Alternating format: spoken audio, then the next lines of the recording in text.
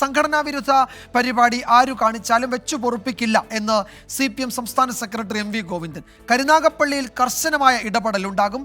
സംഘടനയ്ക്കുള്ളിൽ വ്യക്തി താല്പര്യങ്ങൾ വെച്ചു പൊറുപ്പിക്കില്ലെന്നും MV ഗോവിന്ദൻ പറഞ്ഞു. അരുൺ രാജ് വിവരങ്ങൾ നൽകും കൊല്ലത്തുനിന്ന്. അരുൺ, എന്താണ് സമ്മേളന പ്രതിനിധികളോടുള്ള സംസ്ഥാന സെക്രട്ടറിയുടെ കർശന സ്വഭാവത്തിലുള്ള മുന്നറിയിപ്പ്?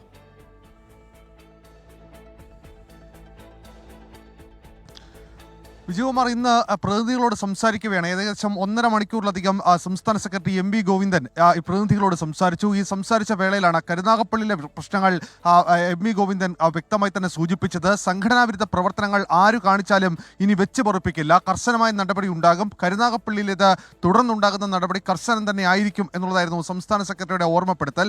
മറ്റൊന്ന്, വ്യക്തി താല്പര്യങ്ങൾക്ക് വേണ്ടി സംഘടനയെ ഇത്തരത്തിൽ ഉപയോഗിക്കുന്നത്, സംഘടനയെ മോശപ്പെടുത്തുന്നത്, കളങ്കപ്പെടുത്തുന്നത്, അത് ഒരു തരത്തിലും അംഗീകരിക്കാൻ കഴിയില്ല. ഇവരെ ഈ പാർട്ടിയിലോ ഈ നേതൃത്വത്തിലോ വെച്ച് പുറപ്പിക്കുമെന്ന് ആരും കരുതുകയും വേണ്ട. കരുനാഗപ്പള്ളിയിൽ ഇത് വ്യക്തി താല്പര്യങ്ങൾ മാത്രമാണെന്ന് പാർട്ടിക്ക് ബോധ്യപ്പെട്ടിട്ടുണ്ട്. ഇതിന്റെ അടിസ്ഥാനത്തിലുള്ള നടപടിയായിരിക്കും ഇനി തുടർന്നുണ്ടാവുക.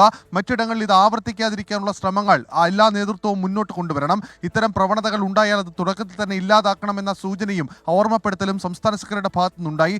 സംഘടനയെ കൂടുതൽ കാര്യക്ഷമമായി പ്രവർത്തിക്കാനുള്ള ഇടപെടൽ നേതൃത്വമാണ് നടത്തേണ്ടത്. പക്ഷേ പലപ്പോഴും അത്തരം പ്രവണതകൾ ഇല്ലാതെ പോകുന്നു. അതാണ് ഇത്തരത്തിലുള്ള പ്രശ്നങ്ങളിലേക്ക് നയിക്കുന്നത് എന്നും സംസ്ഥാന നേതൃത്വം വിലയിരുത്തുന്നുണ്ട് എന്നതാണ് സംസ്ഥാന സെക്രട്ടറി പ്രതിനിധികളെ ഓർമ്മപ്പെടുത്തിയത്. എന്തായാലും ഈ നേതൃത്വത്തിനെതിരെയുള്ള കൃത്യമായ ഒരു താക്കീത്, അതുപോലെ തന്നെ പ്രതിനിധികളോട് ചില ഓർമ്മപ്പെടുത്തൽ, ഇതായിരുന്നു ഇന്ന് സംസ്ഥാന സെക്രട്ടറിയുടെ വാക്കുകളിൽ ആദ്യം അധ്യാന്തം ഉണ്ടായിരുന്നത് എന്നുള്ളതാണ് പ്രതിനിധി സമ്മേളനത്തിൽ നിന്ന് നമുക്ക് മനസ്സിലാവുന്നത്.